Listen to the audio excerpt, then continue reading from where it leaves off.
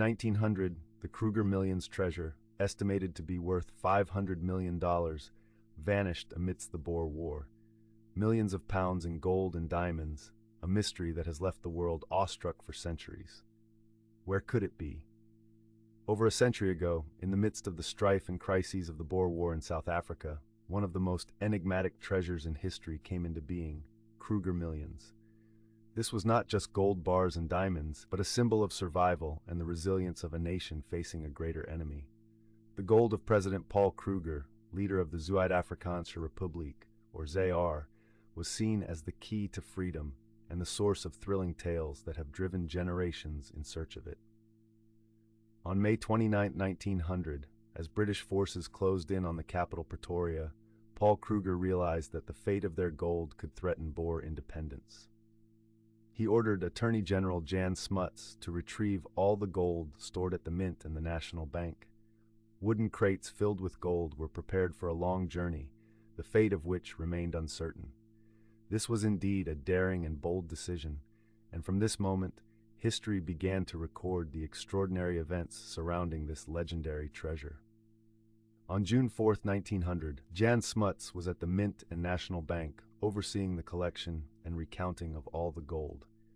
Tales began to emerge of wooden crates being loaded onto horse-drawn carts, and as the air thickened with the anticipation of an inevitable battle, everything unfolded with suspense. The train carrying the gold left Pretoria Station that afternoon, headed toward Delagoa Bay, the only railway still under Boer control at that time.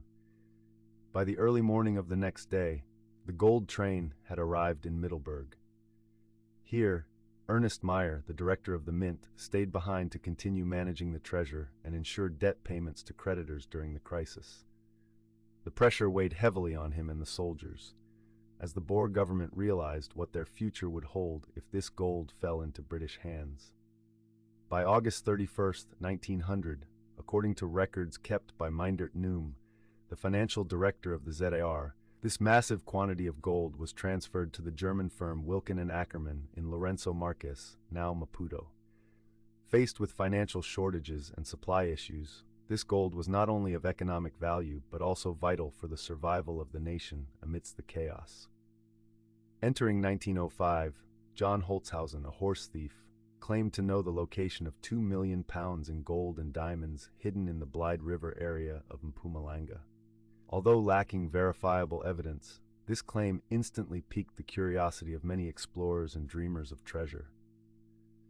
In the years that followed, by 1929, Colonel Denis Reitz, the son of President Reitz, provided information suggesting that only about 80,000 pounds remained in this treasure, with most gold sold to the French to aid Boer refugees. Furthermore, in 1947, a man claimed to have found part of the treasure in Lourenço Marques, thanks to a map sewn into the cover of a Bible. But like many treasure stories, this claim was unverified, adding to the skepticism regarding the actual existence of the Kruger Millions treasure. This only intensified the mystery surrounding a treasure that many continued to seek. In the 1960s, the film Die Kruger Million was produced, alongside ceaseless tales of the treasure worth mentioning. Theories about the disappearance of the Kruger Millions have sparked considerable interest and research. Many questions about the ultimate fate of the gold persist.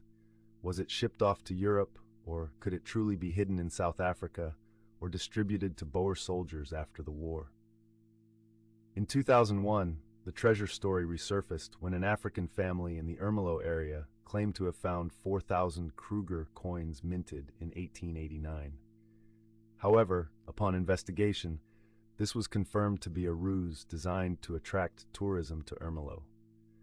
This not only raised doubts about the authenticity of stories related to the Kruger Millions, but also highlighted humanity's fierce yearning when faced with uncertainty.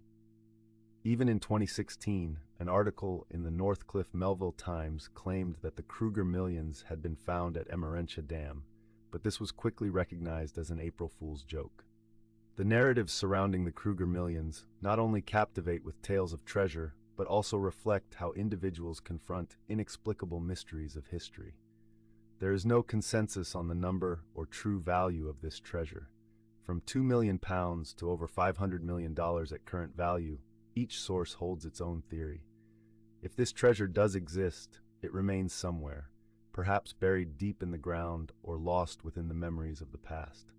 The quest for the treasure's exact location has bewildered many, with hypotheses ranging from the Blythe River area to various places, all lacking specific, corroborating evidence. The existence of the Kruger Millions treasure is now not just a captivating tale in history books, but a living legend. Whether someone claims the treasure has vanished forever, or perhaps is waiting for a brave soul to discover it, one thing is certain: this story will endure forever.